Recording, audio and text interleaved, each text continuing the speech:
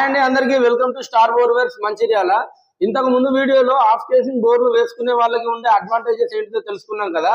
ఈ రోజు full casing bore వేసుకున్న వాళ్ళకి ఉండే అడ్వాంటేజెస్ అలాగే డిసడ్వాంటేజెస్ ఏంటియో ఈ వీడియోలో చూసుకుందాం. ముందుగా ఇంటి కొరకు ఫుల్ కేసింగ్ బోర్లు వేసుకున్న వారికి ఉండే మెయిన్ అడ్వాంటేజెస్ ఏంటిదంటే ఈ బోర్ ఎంతవరకు వేసే కేసింగ్ కూడా లోపల అంతవరకు దించుతాం కాబట్టి 90% బోర్లు అనేటివి లైఫ్ లాంగ్ కూలిపోకుండా అలానే స్ట్రాంగ్ గా ఉంటాయండి.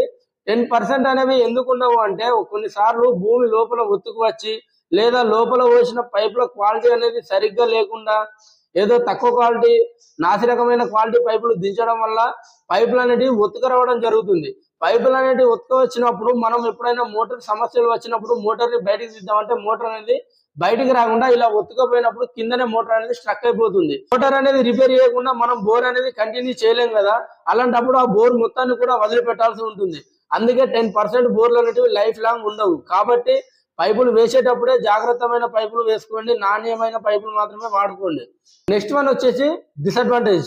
ఇంతకుముందు వీడియోలలో చెప్పినట్టు ఎలాంటి వాస్తు పోకుండా ఎలాంటి నిర్మాణాలు కూల్చకుండా 500 ఫీట్ల ఉన్న బోర్ ని ఫ్యూచర్ లో 800 ఫీట్లు చేసుకోవాలనుకుంటే మాత్రం ఇంటి కొరకు అయితే ఇలాంటి ఫుల్ కేసింగ్ బోర్లలో ఆ అవకాశం అనేది ఉండదు అండి. ఎందుకంటే మనం ఇంటి కొరకు హాఫ్ కేసింగ్ బోర్లు వేసినప్పుడు ఏమవుతుందంటే 9.5 డ్రిల్లింగ్ చేసి దానికంటే చిన్నది 7 ఇంచుల కేసింగ్ దించుతాం.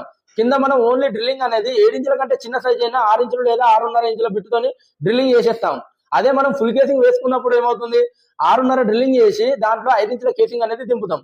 5 ఇంచుల కేసింగ్ అనేది దింపిన తర్వాత దానికంటే చిన్న బిట్టు రీడెప్త్ పెంచుకోవాలనుకుంటే మాత్రం ఉండదు. ఎందుకంటే ఇప్పుడున్న బోర్వెల్ వ్యవస్థ ప్రకారం లాస్ట్ సైజ్ వచ్చేసి 6.5 మాత్రమే. అలాంటప్పుడు మనం ఆల్రెడీ 6.5 కొట్టి దానికంటే చిన్నదైన 5 ఇంచుల కేసింగ్ దింపినాం కదా, మళ్ళీ ఫ్యూచర్ లో దానికంటే చిన్న బిట్టేసి రీడెప్త్ పెంచుకోవాలనుకుంటే ఉండదు.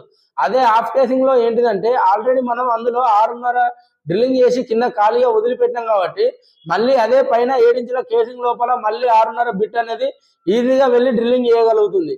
కాబట్టి హాఫ్ కేసింగ్ లో ఉన్న అడ్వాంటేజ్ అనేది ఈ ఫుల్ కేసింగ్ లో ఉండదు. ఇంటి కొరకు కొన్ని సంవత్సరాల కింద ఫుల్ కేసింగ్ బోర్ వేసుకున్న వాళ్ళు ఇప్పుడు నీళ్లు సరిపోక దాంట్లో మళ్ళీ రీడెప్త్ పెంచుకోవాలనుకుంటే సరే బండి వచ్చి పెట్టే జాగా ఉన్నది వాస్తువైన మంచిగా కొత్త జాగాలో వేసుకుంటా అనుకునే వాళ్ళకు ఎలాంటి ప్రాబ్లం అనేది ఉండదు. కేవలం డబ్బు ఖర్చు మాత్రమే అవుతుంది. కానీ బండి వచ్చి పెట్టే జాగలేక వాస్తు అనేది పోకుండా గోడల లాంటి నిర్మాణాలు కూల్చలేక ఎంతమంది సఫర్ అవుతున్నారో మాకు తెలుసండి. అలా అని కూలే ఏరియాలలో మేము హాఫ్ కేసింగ్ వేసుకుంటాము, ఫ్యూచర్ లో మళ్ళీ మాకు రీడెప్త్ కావాలనుకుంటే మాత్రం ఆ హాఫ్ కేసింగ్ వేసిన బోర్లు కూలే ఏరియాలలో 6 నెలలు కూడా ఆగే ఇంతకుముందు చెప్పినట్టు భూస్థాపితమే. ఫుల్ కేసింగ్ వేసుకునే వారు ఎలాంటి జాగ్రత్తలు తీసుకోవాలి ఫ్యూచర్ కు సంబంధించి అనే దాని గురించి తర్వాత వచ్చే వీడియోలో చెప్తాను.